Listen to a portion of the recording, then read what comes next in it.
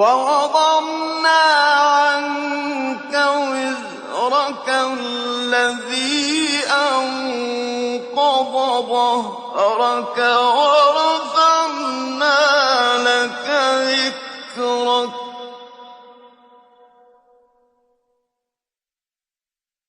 فَإِنَّ مَعَ الْعُسْرِ يُسْرًا إِنَّ مَعَ الْعُسْرِ يُسْرًا